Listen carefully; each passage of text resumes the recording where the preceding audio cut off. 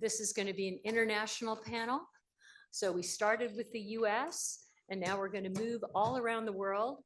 But Bridget, like the Swiss train system, runs on time. So we have to be very prompt. Okay, so I'm really not getting my right thing. Don't say that. So we have a distinguished international panel here today. And so we are moving from the detailed analysis of the US climate energy tax policy system to looking beyond the US to the international sphere. After a brilliant introduction by Bridget and Mike's detailed and interesting introductions to the panelists in the first panel, I realized I needed to step up my game just a little bit and not just say the names and affiliations of the panelists, but I'm not going to spend too much time. I don't want to take time away from their presentations.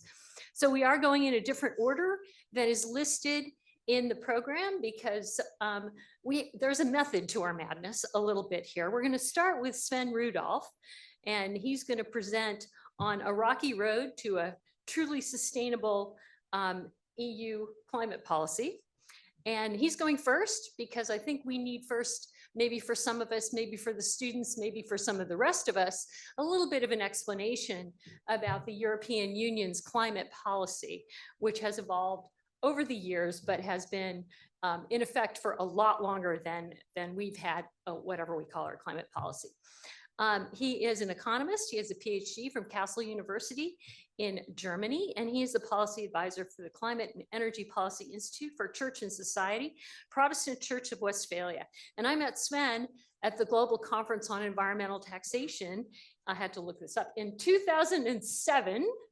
And we do have Janet Milne here, and she is a founder of the Global Conference on Environmental Taxation. So when people ask me, well, this is so great that we're having this conference here on tax law and the environment, why hasn't anyone ever done this before? Well, actually, yes, it has been done before and for many years. I've been swimming with Sven in various countries. I always see him at the pool at conferences. I don't think we have a pool here, but I think the best one was at UBC when we were in Vancouver, which was a fantastic pool. We had a really wonderful time. Sven has also been a professor at Kyoto University prior to joining the church in Westphalia. And I think he first came to my attention when he wrote a paper about, I think it was something along the lines of carbon tax was for Catholics and cap and trade is for Protestants. Because as Catholics, we like to buy indulgences from the Pope. So it's that kind of thing.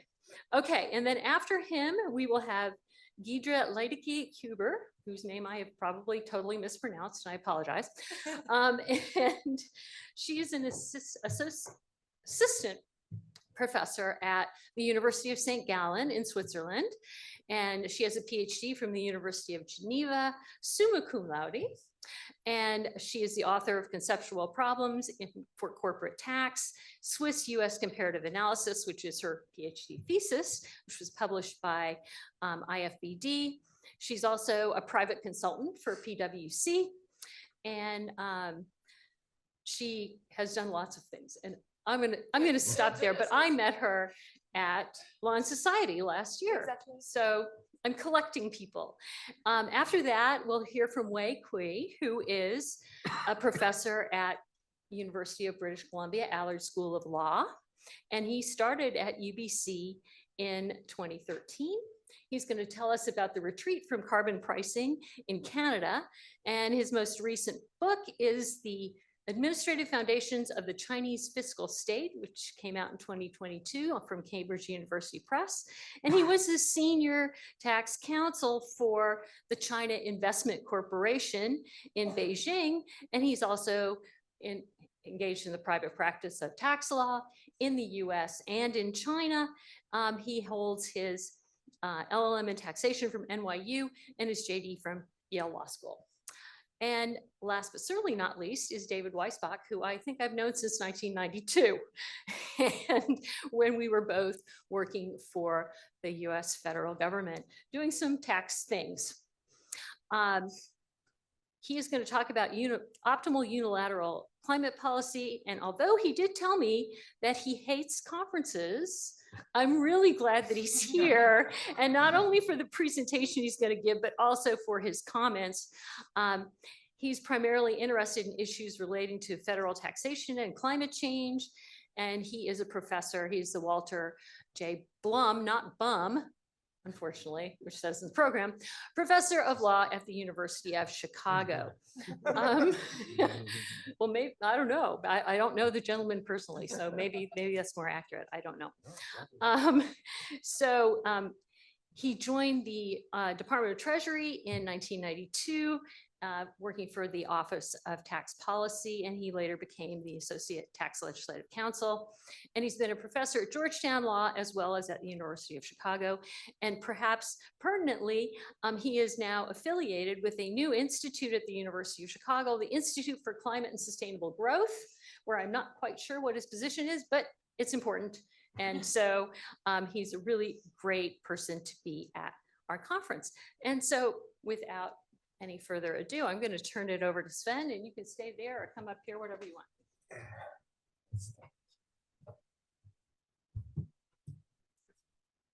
Voice is stronger than this. Yeah, thank you very much, Roberta, for the nice introduction. And thank you for the invitation to come to New York. It's a big pleasure. I've been here for a week, enjoyed some sightseeing as well. I picked this green slide, which is actually my first slide, because I thought we've heard a lot about the dire situation that we're in. And this is not only the US, it's also globally, because as you probably know, only a very few countries actually have already submitted their NDCs to the Climate Secretariat.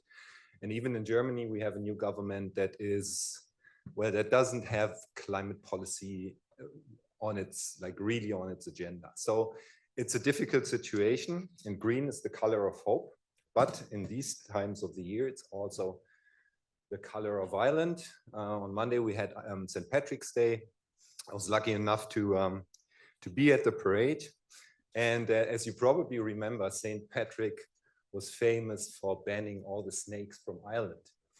And I thought this is a nice picture, because what we actually want to do is ban all the flaws from climate policy, right? That's what we're after. And also, as I consider myself Irish by heart, I got engaged in Ireland, actually. I'm wearing an Irish wedding ring. I thought also for my title, I choose a famous Irish folk song, which is The Rocky Road to Dublin. I think it's very fitting, because I want to read some of the lyrics to you, and I think it perfectly describes the situation that we have been in with the European emissions trading scheme. I have to read this from my cell phone. So the song is about, it's actually about an Irishman trying to make a living. The lyrics go, I started nearly brokenhearted, but then soon he encountered improvements from his lot as he took a drop of the pure to keep my heart from shrinking. Well, that's the paddy's cure whenever he's on for drinking. But then again, the mood changes. I was almost tired of the rocky road. I wished myself was dead. But nevertheless, he fought on, and in the end, he actually succeeded. From there, I got away. My spirits never falling, quickly cleared the way for the rocky road to Dublin. My name is Sven Rudolph. Roberta already introduced me. The title is The Rocky Road to a Truly Sustainable EU Carbon Market, or ETS, or cap and trade, whatever you want to call it. I've been a professor at Kassel University and Kyoto University in Japan for some time, but now I've moved to a church affiliated think tank in Germany, where we work a lot on climate policy, but also on social justice, especially in climate policy.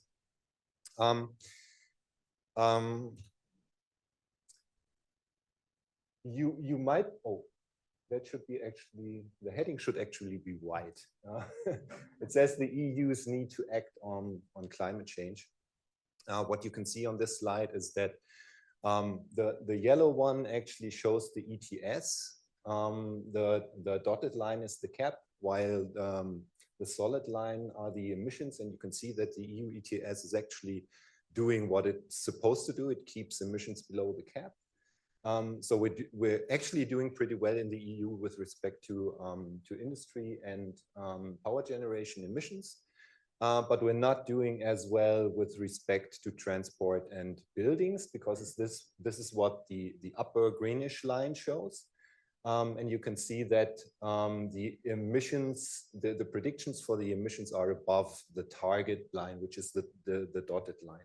So there's something we have to do, and you probably know that there's going to be a new ETS in Europe for the transport and the building sector from 2027 onwards. But I'm going to talk about this a little bit later in the presentation. Just to quickly remind you, as we have a lot of students here as well, how an ETS works and how the EU ETS works. We've covered industry and power generation emissions from 2005, then aviation partly from 2012, and Deirdre is going to talk a little bit more about aviation in her presentation, and shipping will be included from 2024. We set a cap from the status quo emissions of 2.2 billion tons of CO2 to 0.8 billion tons in 2030. And then we handed out emission rights, partly by auctioning at the beginning, grandfathering, then auctioning, which created revenues, as well as a price that kind of fluctuated between 2 and 100 euros, which you would see on the next slide. It created kind of a more efficient allocation of emission rights and emissions in the EU than many other instruments would have done. The cost estimation say that we've reduced costs for reaching the target by 30 to 50% compared to a command and control type of approach. From 2020, oh, these are the old slides, but anyway. There's going to be a new ETS for the transport and the building sector, but there's a predecessor of this program, which is the German carbon pricing scheme for the transport and the building sector. And it was actually supposed to be a cap and trade scheme as well, but we started with a fixed price. And then we wanted to move to a cap in 2026. So it was more like a tax approach for the first couple of years, and then it's supposed to have a fixed cap of, I think, what was it? Well, it's going down to 95 million tons in 2030 from next year. The thing is, well, there's going to be the EU ETS 2 from 2027 on, so we will only have 1 year of like a real cap and trade scheme in Germany for the transport and the building sector. Only next year, and from 2027 it will be the EU ETS 2 taking over. The EU ETS 2 is a classic cap and trade scheme, so it will have a cap from the beginning. It will have full auctioning from the beginning, and the revenues go to what the EU calls a social climate fund. 25% of the revenues. It's pretty similar to the Californian cap and trade scheme, and the rest of the revenues go to the member states, and they can use them for, well, I wouldn't say for whatever they want, but for whatever they can term related to social and climate policy. So it's pretty open for them, to the member states to decide. Now let's look at a couple of the experiences that we've had with the EU ETS 1. This shows, the bars actually show the emissions from between 2008 and 2023, and you can clearly see that the emissions are going down and they are staying below the cap. The solid lines are the actual caps of the EU 27. And you can also see that the cap has been decreasing. The emission reductions in 2024 were 48% from 25 levels, and the target is 62% by 2030. So it's quite a substantial reduction since the beginning of the program. The road has been a little bit more rocky for the price developments. You've probably heard that the prices were very low at the beginning of the scheme because we had over allocation, because we actually allowed the member states to say what they needed. And this meant, well, industry in the member states said what they needed. And this is how we ended up with a huge over allocation. And this ended up in very low prices that were below €2 at some point of time. And then we had a banking system which kind of kept the prices low until 2018, and then we've had more scarcity in the system, which has led to higher prices up to €100 in the recent past. But with these increases in prices and with an increasing share of auctioning, also the revenues have increased a lot.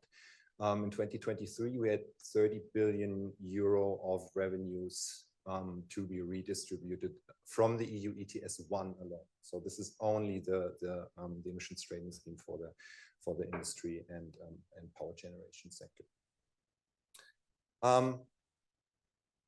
What have been the challenges in 2020? And I'm looking a little bit back in time, because the decisions that were made in 2020 about in the Fit for 55 package. So 55 stands for the new reduction target of the EU for 2030. And at the point of time when they decided on the package, the cap was insufficient to really reach that new target. We had limited coverage. It was only 40% of total EU greenhouse gas emissions. A big share of the allowances were still given out for free. Auctioning was just for the power sector. And we had increasing prices, slowly increasing prices we've already talked about the regressive effects of carbon prices with regressive effects and threats of carbon leakage. So the EU answered to these challenges by creating this Fit for 55 package, lowering the initial cap, and you've already seen the new cap trajectory that leads to 62% emission reductions. There's going to be the EU ETS 2 for the transport and the building sector from next year on. The EU is going to phase out free allocation for industry from 2027 and phase in the carbon border adjustment mechanism. We've heard about this a little bit already earlier today. And there will be the social climate fund trying to cope with the regressive effects, partially at least, of the increasing prices. And the price estimates are extremely high. You've probably seen in the slide on the German scheme that we have increased prices for the transport and building sector carbon emissions from €25 to 55 this year. And the estimates for the EU ETS are between 50 and €300 per ton of CO2. So it will be like a huge change from 2026 to 2027. So obviously there are a couple of what we call fairness, social justice challenges to the EU ETS. The first one is obviously the regressivity, especially in the new system. I mean, we had this in the old system as well, because power was affected, and power prices have regressive effects as well, as much as transport and building heating. Obviously, we have some Eastern European countries that are economically not so strong, which are extremely afraid of the high carbon prices and trying to push for, well, for weakening the cap, or for at least having a price cap, a price ceiling. So we're having this discussion, but it's not clear what's really coming out, because there's still 1.5 years left for the program to really be implemented. And internationally, there have been a lot of quarrels about like how the European CBAM will also influence international trade and also from poorer countries in the global south. So there has been a lot of opposition coming from these countries as well. So what we've done in a couple of publications in the past is we thought about how to use the revenues of both ETS1 and ETS2 kind of in a better way in order to cope with these social justice issues in the European emissions trading programs. So our proposal is actually that, well, we have the 25% of the social climate fund, which will go into like directly supporting low-income households for implementing energy efficiency technology, renewable energy. So it's a really project-based funding. We would like to see like the other 75% to be invested in a climate dividend per capita equal climate dividend, because I have another slide that I won't be able to show you, but this is one of the most effective means to cope with this regressivity effect. And we're actually proposing to use the CBAM revenues for international climate finance and increase the share of the EU ETS1 revenues that go to the modernization fund, because this fund is actually used for supporting lower income member states in the eastern part of the EU. And well, I would like to finish up with a kind of an Irish advice for navigating this rocky road to a more sustainable climate policy in Europe. That comes from the lyrics of the song as well. Cut a stout blackthorn to banish ghosts and goblins. Brand new pair of brogues to rattle over the bogs and frighten all the dogs on the rocky road to Dublin. 1, 2, 3, 4, 5, hunt the hare and turn it down the rocky road and all the way to Dublin. Whack a full do a day. Thank you very much.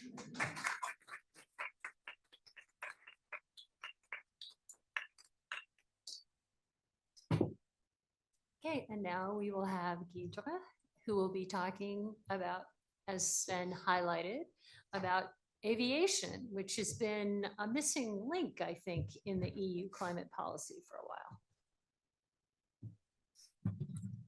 Hi, everyone.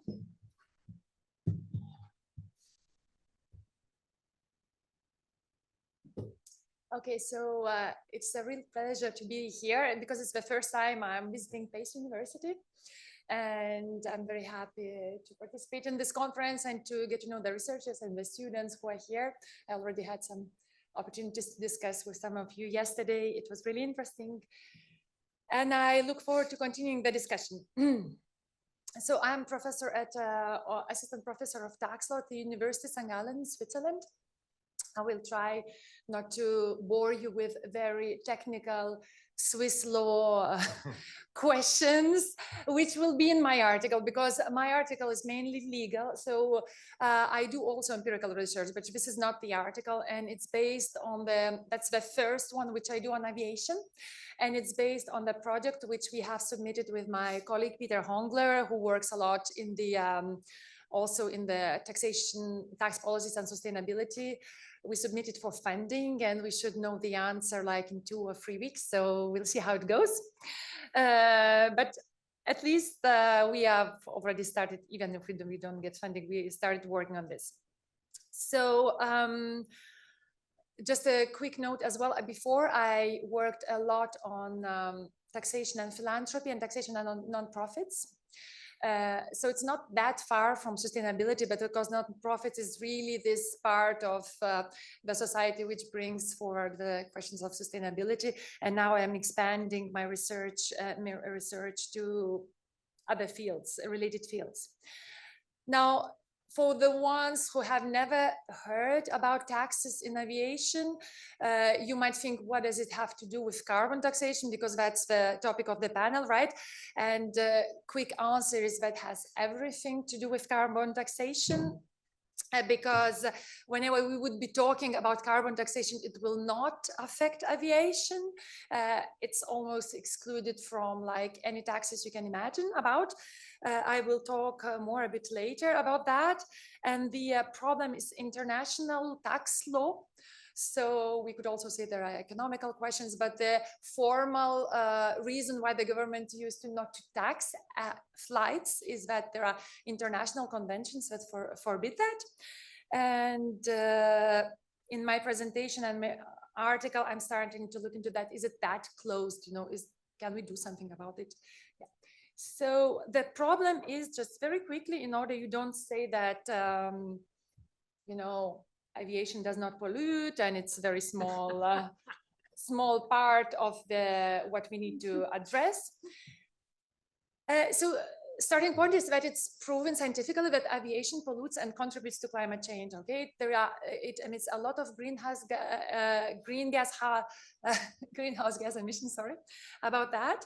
And exact estimates are not yet clear, but scientists agree that perhaps it's like between 3 and 5% globally of all the greenhouse gas emissions. So you would say it's like not much, okay? But the problem that the field is increasing exponentially, aviation, not in the US and not in Europe. So I talked to people who work in aviation, for instance, in Switzerland, they say Europe is saturated. Like you cannot put more airports and more traffic. Actually, it's really very dense. But in the other parts of the world, it's developing very fast. And the problem with aviation is that once it's there, it's exceptionally difficult to decarbonize. Once we have the planes, there is nothing what we can do because we don't have the technology. So there were on the panels before, we discussed that the technology is developing very fast. So in aviation, it's very slow. I will say 2 or 3 words about that as well. So for instance, also in some countries, maybe globally, it's only 3% or 5% of emissions, but in Switzerland, it's 10% of all greenhouse gas emissions, or even more. And it's not going to go down, at least if the government doesn't do anything. So here you see some of the principal emissions from aviation. And again, what does it have to do with taxes? Apart from the fact that we have sometimes carbon dioxide tax. One which is interesting, and it's not normally in the conventions on climate change, is water vapor. That is very important dimension because those are the contrails which we see in the sky. And there is also a scientific consensus that actually they contribute a lot to global heating. We don't know to how exactly this works, but they do contribute. And this part, you cannot reduce just putting sustainable fuels in the planes, right? Because the planes will anyway fly, and so you need to reduce the demand to a certain extent. And here we have taxes that come into play. So the idea is that we have to combine, right? We still have to work on the technology. So the technology is basically low emission fuels, aircraft motor improvements, operational optimization, but we really have to restrict the demand, and quite fast, because as I said, technology is really slow in aviation. I don't know if you have visited the Boeing factories in Seattle. I did like 10 years ago when I was visiting student here. They are taking orders for 10 years in advance, 10, 15 years in advance. So of course, you can change something in the model plane, but I mean, you will not revolutionize everything. And actually, we don't even have right now the technology which is not polluting, where we could fly it without polluting. So that's why we need to work on that, but it's a solution that will be maybe here in 30 years, So restraining demand is very important. And it is proven scientifically that taxes really change behavior of people at the ticket prices, for instance, decrease demand. So we just have to do something to implement them. And not all the countries want to do that, especially Switzerland is really bad. Aviation has a very, very good tax framework there. So what is the legal framework? I put here this cartoon because it's so actually funny, so complicated when we start studying the subject that you ask yourselves, was it done on purpose actually? Or is it me who after 15 years of legal studies is still incapable to understand, but it's just historically quite complicated, okay? And here are, for instance, all the here are all the taxes that apply to the aviation industry. So overall, it's not very different from other industries. You know, if you take car industry, we also have in Europe VAT, fuel taxes, import duties. What is specific for planes is that a lot of those taxes do not apply. So there are exemptions in the laws, you know, so we've been talking in the previous panel about carrots and sticks. So here are basically a lot of carrots for aviation, okay? For instance, if you take value-added tax, import of aircrafts is exempted, services on flights departing from, for instance, Switzerland, and it's not only Switzerland, it's in, for instance, in European, are exempt. And if we take, for instance, import taxes, whatever import taxes the jurisdiction has, benefits, like they benefit from the exemption of customs duties. In the countries which have CO2 tax, so you know, in Switzerland, we have a CO2 tax. That could be a different presentation on that because it's so restricted, its field is very restricted. But in the field where it's not, and it's basically heating, housing heating, the CO2 tax applies, we see an immense increase in the CO2 emission reduction since its implementation. So it's really efficient. Unfortunately, of course, to aviation it doesn't apply and to other sectors as well. So basically, yeah, a lot of exemptions. And for instance, if you have studied, now I'm talking, of course, to the students, international tax law, there are those OECD model conventions on double taxation, and they have specific laws, which is Article H, which says that airline companies are taxed in the residence, only in the residence on their worldwide activity. So that allows also airlines to pick and choose good, you know, jurisdictions where they can have some regimes. And for instance, there is also, for instance, Malta, which has specific regime for aviation employees. So yeah, aviation is very, very privileged. And it's getting increasingly challenged in the legal academia. And here is just a brief overview of legal resources. That's also why it's a bit complicated to find solutions which please everyone, because we have two levels. So for tax law, it's quite unusual to have international law sources, material sources, you know, it's still very jurisdictional related, but we do have this in aviation because there is this Chicago Convention, which was invented here in the United States by International Civil Aviation Organization. It's almost 100-year-old, and I will talk about it later. Basically, it restricts fuel taxation of airplanes, and it's a multilateral convention. So there are like almost, I think, 150 countries which are part. Okay. Then there are regional laws. So, and then there is also the general tax law framework, which is applicable to all corporations and not only aviation. So I will not bother you with that, but just a quick remark. You would say, and where are all those international conventions on emission reductions? So of course, America is no longer part of, USA is no longer part of Paris Agreement, but Switzerland still is, and European countries are still there.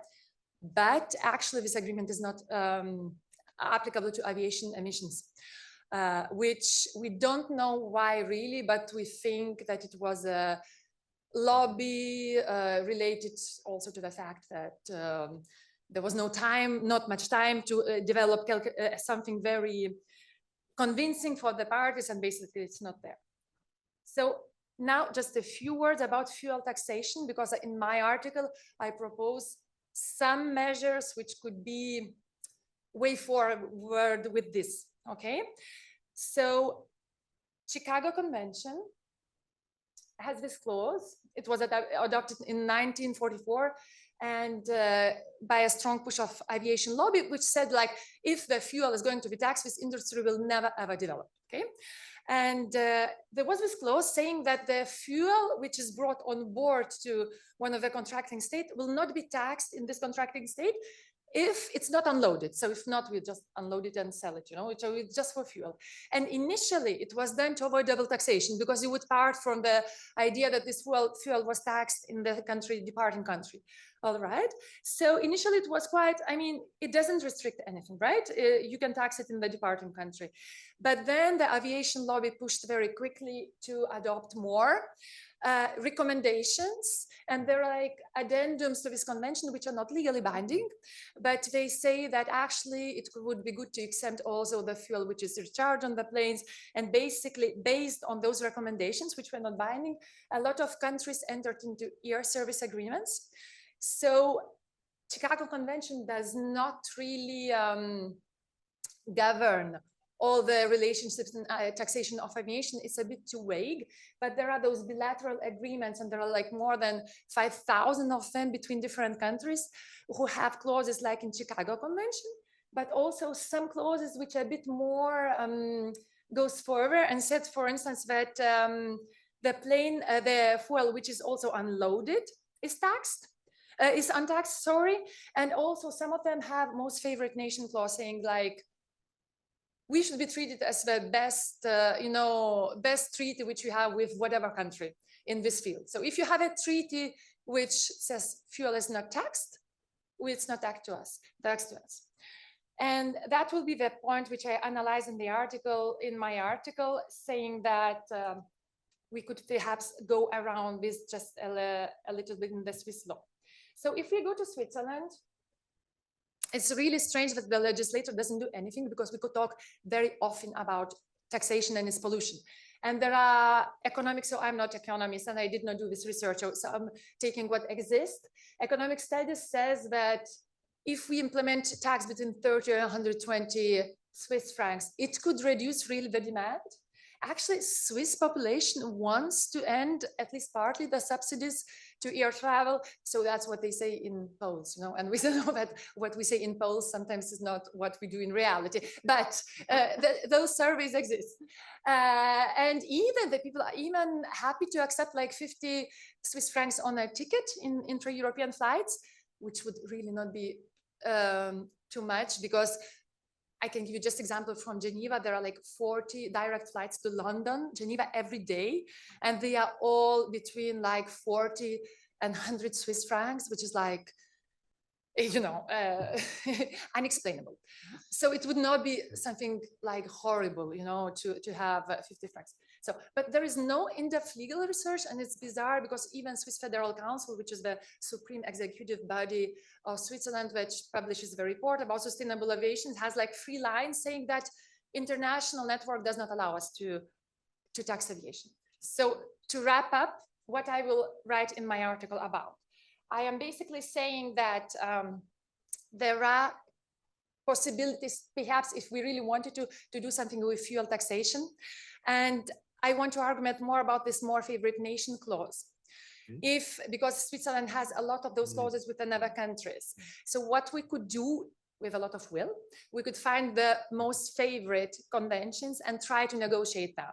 And once you negotiate something which gives the best tax treatment to something which taxes a bit, this changes the entire agreement. Okay, and those air service agreements are being signed all the time. Like only last year, Switzerland signed with Bangladesh.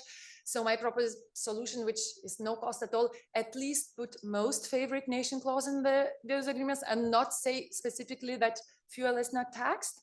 And I argue about some more possibilities with some constitutional analysis. How could we do it? For instance, implement also passenger tax, which has a bit of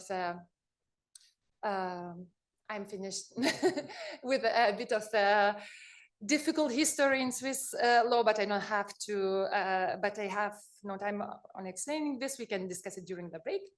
And thank you so much to the organizers of the conference talking about this topic and continuing to talk about sustainability and how can we improve our planet despite all the political turmoils. Thank you very much.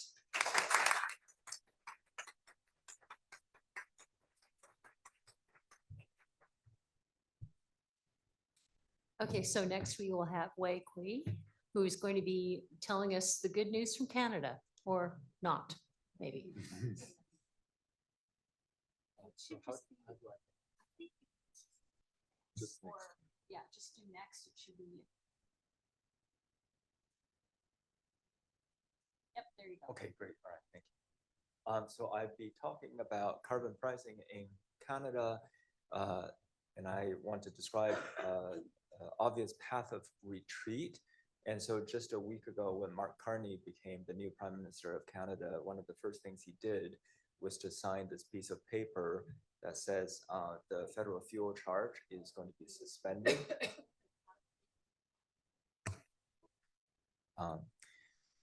So the Oh, sign. yeah, there you go. Good. Okay, Excellent. this piece of paper says that the federal fuel charge will be suspended as of April 1st.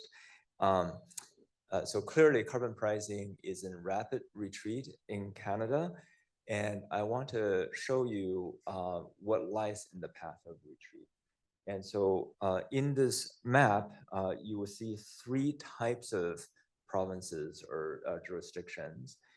You have three pieces of gray. You have Quebec and you have British Columbia, and then the Northwest Territories. Most important is Quebec and British Columbia. Quebec has a cap and trade system that's connected with the California cap and trade system. British Columbia introduced a carbon tax, a comprehensive carbon tax fairly early, and those are, haven't been in place. I don't think Quebec is going to change because it's tied to California's system, but British Columbia is saying that it's going to suspend the carbon tax. So that's a big change. A second group is the blue provinces. These are provinces where the federal system applies. They don't have their own carbon pricing system. And the federal system is a comprehensive fuel charge on fossil fuel. And then there's a special system within the federal system for large emitters. And so that goes by different name. The large emitter trading system is one name. I'm going to use the technical term called output-based pricing system. I'm going to show that on this next slide. And then you see these striped provinces, including, importantly, the province Alberta. All of these provinces are where the federal fuel charge applied. So there is carbon pricing, there was carbon pricing, but the provinces designed their own large emitter trading programs, OBPSs, in order to protect their industry. So the path of retreat is, imagine the fuel charge is suspended. What we're going to be left with is basically the output-based pricing systems, the large emitter trading problems, and most of them are by the province's own design. So the paper I'm working on is to first examine what are output-based pricing systems, how do they compare to cap and trade, and also tradable performance standard systems. So those sound very technical, and I'm writing this paper because it's technical. I'm trying to argue that actually the OBPS system is not something that we completely understand. The Canadians don't completely understand it. The world doesn't completely understand it. And the purpose of this paper is not to critique the Canadian system. It is to aim at a better understanding, and that would enhance the understanding of carbon pricing systems across the world. So I want to spend most of the time on analyzing the OBPS, and the framework of analysis is actually a lot based on US scholarship, the US analysis of tradable performance standards. And to me, TPS is a fairly obscure system. There are not many easily accessible resources. I don't know how it is for you. So if I have time, I will also talk about the problem of very small emission trading systems, and that's more specific to what Canada has now. A more general problem is how to define emission intensive and trade exposed firms. So what is output pricing, output-based pricing system? Here's a plain language description. It's easy to understand. So all carbon emissions are priced through a carbon tax. And so this is either a federal fuel charge or in British Columbia, the provincial equivalent. But some facilities emissions are priced only to the extent that they exceed an intensity benchmark. And so per unit of output, if you emit below a benchmark that's described in terms of per unit of output, emissions below that benchmark is not priced. Okay, there's no price attaching to it. But emission above that is going to attract a carbon tax rate, and the Canadian headline carbon tax rate is phased in to reflect the social cost of carbon. Or it is the market price of emission credits. And so you have something that's written headline, it would have been $170 per ton of carbon by 2030, or there may be emission credits that's traded that's cheaper than that. Okay. So I think this is fairly easy to describe. Its analysis, I think it's more complicated. If you put it a different way, OBPS originally represented a carve out from carbon pricing. You had carbon pricing everywhere, and that's the basic regime, not cap and trade. But you carve out from that large emitters, and you allow them to be priced only according to their excess over a certain standard. So clearly, these firms are getting favorable treatment relative to subject to full carbon pricing. But if there's no background carbon tax, if the fuel charge is suspended, these systems become standalone and what's usually called rate-based instruments. And so I'm going to show you later on. There's a basic question for lawyers. You ask, is the OBPS system mandatory or voluntary? If you think about that question, if we have carbon pricing, there's no need to mandate an OBPS system. The large emitters will want to be in the OBPS system because they have a favorable treatment. Okay. And if you want to allow facilities to voluntarily join the OBPS system, you better narrow that threshold, not let too many people join, too many facilities join, because you narrow the scope of carbon price. But suppose you take away the carbon price, the fuel charge, right?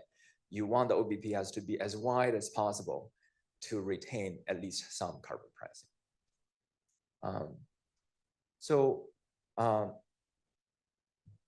If we think about the OBPS as a standalone instrument, which it hasn't been until last Friday, if you think about it, a standalone instrument, it becomes comparable possibly with cap and trade systems and tradable performance standards. I think the most, let's quickly go through, many of you are familiar with cap and trade. Under cap and trade, you have a cap. The quantity of permitted emission does not depend on the output, whereas under tradable performance standards and under the output-based pricing system, they depend on the output of this facility. There's trading under all of these regimes. And what's unique about the OBPS is that you are subject to two possible carbon prices. If you're emitting above your benchmark, you either pay carbon price at the social cost of carbon, or you pay a lower price, that is the traded price of the permits. The question is, does this create a special kind of system? Is this not the case under cap or trade and tradable performance standards? We're used to talking about cap and trade, such as the EU ETS, as having one price. That is the traded permits. Okay, it could be very low, it could be much higher, right? But I think that's all assuming that anyone who needs to buy permits will be able to buy them, okay? But it's, we could have a trading system where all the permits that are available on the market are already bought up. In which case, if someone has extra emissions, they have to pay some kind of penalty for not being able to meet their emission reduction obligations. And I think that's true for a tradable performance standards, okay? If you're above the standard and you can't buy enough permits, you have to be paying some kind of penalty. Interestingly, this doesn't show up on the existing literature on cap and trade and on tradable performance standards. but output-based pricing system makes it obvious that there will be two kinds of prices. So this is what I find interesting about OBPS and possibly under-theorized. In some of the Canadian systems, for example, British Columbia, if you emit above your benchmark, you can use permits, purchase permits to satisfy your compliance obligations. But there's actually explicit limit to how much you can do that. 5 minutes, okay. You have to be, you can satisfy 80% of your compliance obligations through purchase permits, but the rest is subject to a carbon pricing. That ensures that high emission firms always face two carbon prices. Okay. So it is this kind of system that I don't find easily available theories for. Existing theories of cap and trade and tradable performance standards. I cite some US scholarship. They also assume that any emitter will be able to purchase the number of permits and allowances it needs from the ETS. The supply of permits always exceeds the demand. In that case, the single price is the market price of permit allowance. But I think it's easy to think about ETS systems where there is scarcity of permits. In that case, it seems that it should become a two-price system. Now, putting that issue aside, there are some standard theories of tradable performance standards that highlight some of their shortcomings, difficulties. One, very importantly, low emission firms actually increase their output, and emissions because their production is effectively subsidized by the permits that they generate. Okay, so they were producing a lot more than they would otherwise do, and this is distortionary. Of course, relative to cap and trade, you can say this is inefficient because all firms receive a production subsidy because a certain part of their emissions is not priced. And firms focus on reducing their emissions per unit as opposed to reducing production as a method for reducing emissions. And this is also distortionary. And finally, when firms face very different benchmarks, they face differences in the marginal benefit of abatement, and therefore a trading system does not equalize marginal cost of abatement. And this is another source of distortion. I just want to show under the Canadian OBPS, the different standards faced by facilities is very extreme.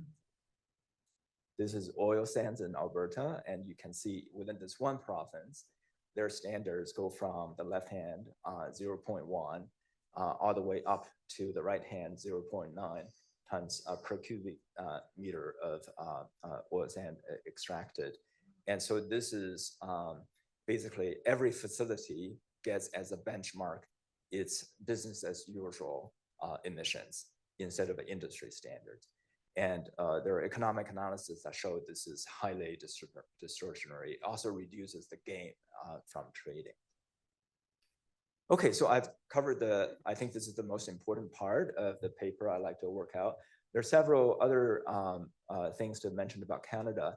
Because the ETSs are highly fragmented, some of the ETSs are very small. So if you look at New Brunswick, it has its own ETS, it has 15 participants, okay? Even the federal system altogether in 2022 had 26 mandatory participants and 26 voluntary participants. Now, the fuel charge has been removed. Probably all of the voluntary participants will drop out. Like if I'm not in OBPS, I'm not subject to carbon pricing at all. And that market immediately is reduced. And so this raises a lot of concerns. If you see that robust price signals do not emerge from these ETSs, there are all kinds of possible explanations. And then one last slide, how do we define EITE? There are two things to note here. Canadian OBPS systems uniformly include the electricity power sector. That's not the case for Europe. The ETS doesn't. And so you might ask the question, is this a bad thing that we're doing, that we're allowing the electricity power sector to be subject to more lenient carbon pricing? There are actually some US scholarship that suggests that for utilities, the price is already above the marginal social cost, and therefore we're producing too little electricity. And in this cases, maybe a production subsidy is the correct one. This is something that I think people have to consider, whereas in Canada, it hasn't been really discussed. One last point is, how do you run the leakage argument if you impose carbon pricing, production goes elsewhere? Well, for Canada, oil sands production is probably the dirtiest way to get oil. And so if there's leakage, oil and gas extraction goes somewhere else, that actually may be better for the world and not, it's not good for Canada. And so it's not clear what we're doing invoking leakage arguments in allowing these oil sand industries to go into a lenient carbon pricing regime. Okay, thank you so much.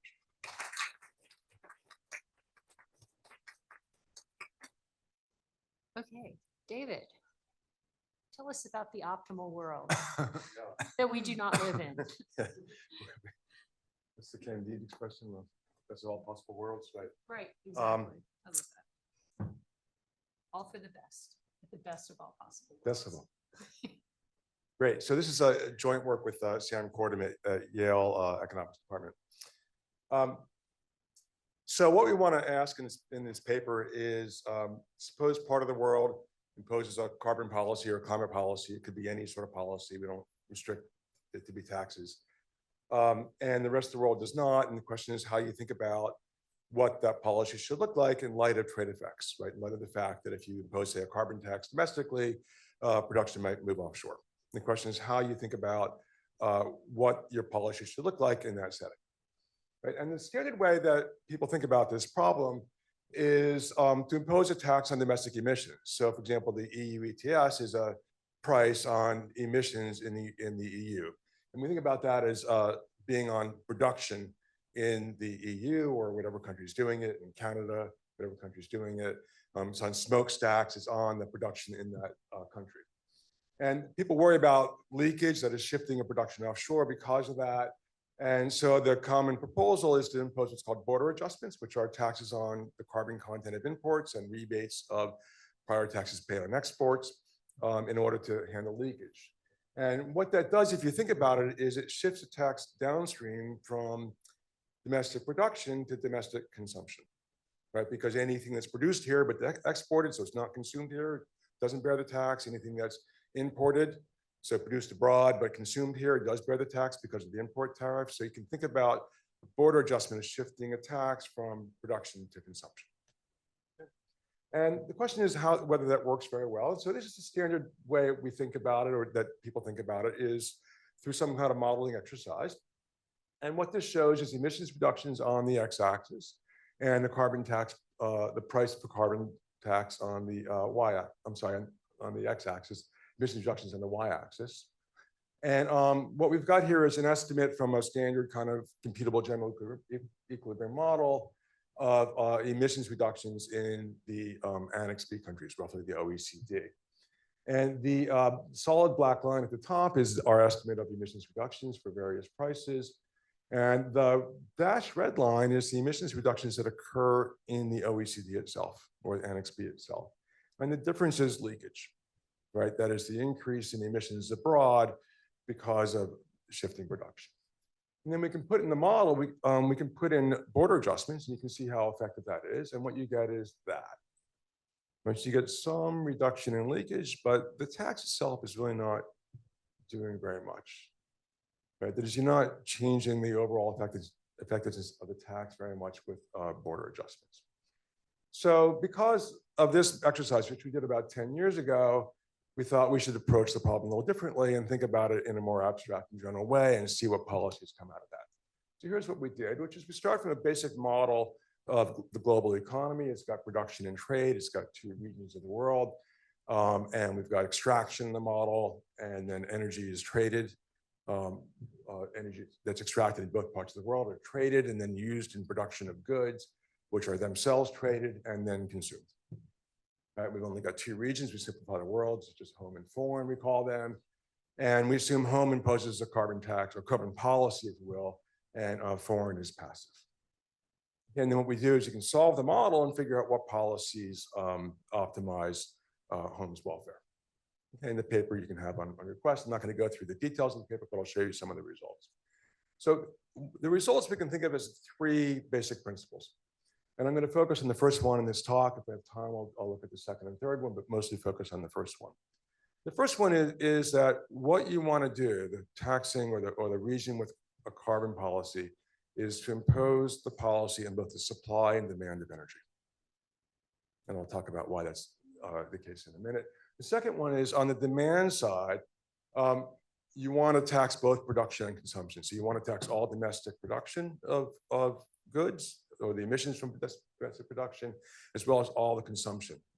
And then the third principle is that on exports for rebates, for goods that are exported, what you want to do is protect your exports, because they're going to bear a carbon price by having a per good subsidy. Those are the 3 basic principles that pop out of the model. But I'm going to mostly talk about the first one. All right, so here's basic supply and demand diagram you should recognize from intro economics for, let's say, energy. Okay, and the price will be P0 and the quantity will be just Q0, so with no carbon policy at all. And let's suppose we do the standard thing and put a tax on the use of energy, so the demand of energy, demand for energy. Again, what that does, as you know, is it shifts the demand curve inward. Okay, and the after-tax price will go up, and the pre-tax price will go down a little bit. How much they go up and down will depend on the slopes of those curves, but there'll be a wedge between the pre-tax price and the after-tax price equal to the tax, and the quantity will go down. Okay, really standard intro economics, from freshmen in college. Okay, the question is, what happens when we add trade to this? Right, and the key issue here is, what price do foreign extractors of energy see when we impose this tax? Okay, they're going to see the pre-tax price, because they're not bearing the domestic tax on extraction. Right, so the price that's transmitted into international energy markets when you have a tax on the demand for energy goes down relative to what it was without the tax. Right, and one reason you can think about that is domestic extraction goes down if you have a tax on domestic use of energy, and therefore you see lower prices. Right, and so if the foreign price of energy goes down, what's going to happen? Foreign use of energy is going to go up. Right, often called the fuel price effect. In addition, though, foreign extraction of energy will go down. You can make less money extracting energy because the global price has gone down. And so you see less foreign extraction, more foreign use of energy. But what you're overall going to see is by transmitting this lower price of energy into the international markets, you're going to see more use of energy overall in the world. And that's a problem with this style of tax. Yeah. Now, suppose instead you do the same tax, but you do it on the supply of energy. Okay, supply curve shifts inward. So here you're having a tax on extraction, and the supply curve shifts inward. Now the international price of energy goes up, right? Because the pre-tax price of energy goes up with a supply tax. The after-tax price of energy, PT minus T, goes down. There's still that same wedge between pre-tax price and after-tax price, but the foreign price of energy goes up, right? That is, you're transmitting a higher price of energy abroad. What happens now? Foreign countries respond by extracting more energy, and they use less energy. Okay, that's also kind of bad, right? Because if they extract more energy, there's more overall emissions. Right, so the question is there a way to kind of solve this puzzle? Go back, demand side taxes cause more energy use abroad. Supply side taxes cause more energy extraction abroad. Is there a way to solve the puzzle? The answer is you can combine taxes on the demand side of energy and the supply side of energy to choose what the price you transmit is into foreign markets. So it's just a random picture there. I've got the same total tax, but I've split it up between supply side and demand side. Right, and then the price of energy that's transmitted to foreign can be whatever I want it to be based on how I split it up. So I just drew this arbitrarily, but the price of energy is only a little bit lower than it would have been without the tax. I could have made it a little higher. I could have made it the same. But I can choose how I affect international markets for energy based on how I combine these two types of taxes. Right, so effectively by combining supply side, demand side taxes, you can control what's called the fuel price effect, which border tax adjustments conventionally cannot do. All right, now, one of the nice things about this combined system is it's super easy to do. Okay, how do you do it? Well, the way that carbon taxes, sorry, can I have my glass of water?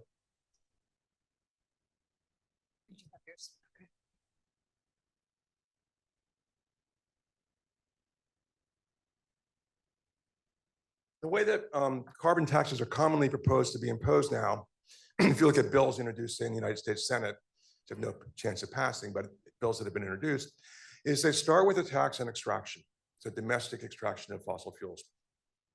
And then they add a border adjustment, so a tax on imports of fossil fuels at the same rate, and they rebate the tax on export. It's kind of the way that you look, if you pick up a standard bill in the Senate, that's how they work. And if you think about what that does, is it shifts the tax on extraction all the way down to production, right? Because anything that's extracted here and used here bears a tax. Anything that is extracted abroad and imported bears a tax. Anything that's extracted here and exported is rebated. So it just shifts the tax all the way downstream to production. Okay?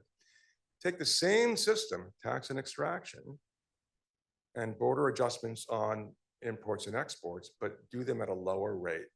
So suppose the tax on extraction were $100 a ton, and you have a border tax on imports at 60 and a rebate of 60 of the prior taxes paid.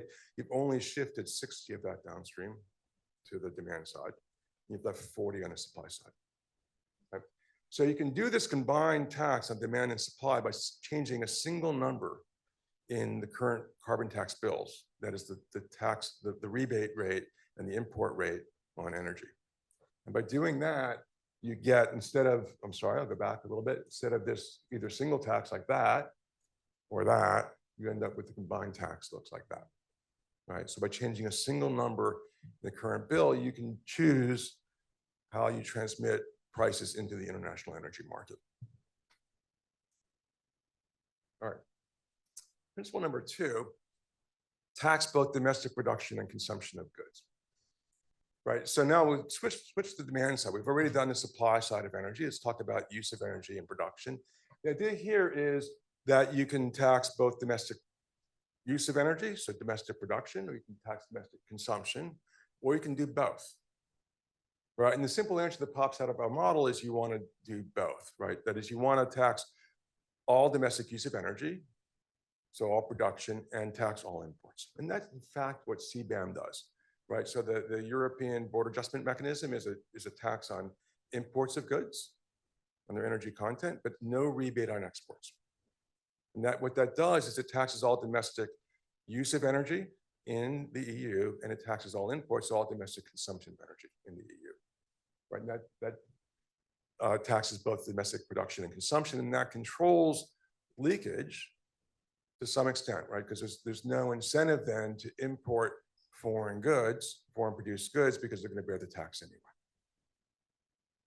That's what CBAM does this.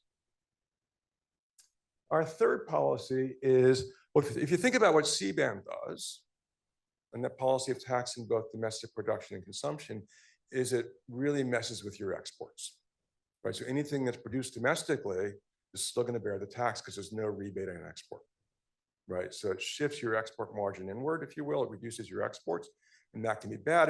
It's bad both for your domestic industry, but it's also bad because goods produced domestically, if you have a carbon policy, have lower carbon content than goods that are produced abroad. So it's bad for the climate. Right? So what can you do to protect your exports? Have a per good rebate on exports that protects your exports. And not only do we see that popping out of our model, but we see actually the per good subsidy on exports is so large that you want to expand your export margin. Right? What you want to do is, because your domestic goods are produced with a lower carbon intensity than foreign goods, is you want to have that export subsidy be large enough to expand your export margin.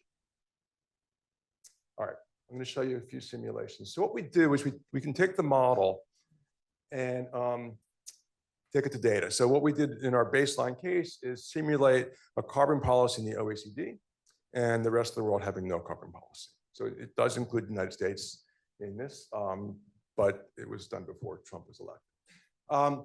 So on the x-axis there is cost. So if you go to the left, costs are going up. You go to the right, costs are going down. So at zero cost, you have nothing happening, right? And on the y-axis is emissions reductions in gigatons. Okay, if you will, again, this is from basic Econ 101. This is a Pareto possibilities frontier graph. You probably did it with wine and beer or something like that with different costs, but this is the same idea you would have seen in Econ 101. Now, that is your standard, say, EU ETS, right? Just tax on domestic production in the OECD, not just the EU. And as you can see, it's not very effective. Suppose we had border adjustments. All right. So that's the same system with border adjustments, and it improves the effectiveness of the tax quite a bit, right? You're getting almost double the reductions you would have otherwise gotten from the production tax. But suppose you do the optimal, which is what I just described. You're up there, right? That is by combining the tax on the supply and demand of energy, and by having this optimal border adjustment system with a tax on imports and a subsidy for exports, you can do vastly better than you can with conventional systems. Okay, and what we do then, I won't do this in any more detail, but we can.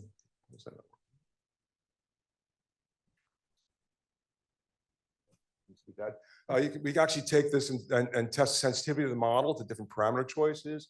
It's relatively robust, but once again, you end up with a much better policy with the optimal than with the others. So I'll stop there. Great.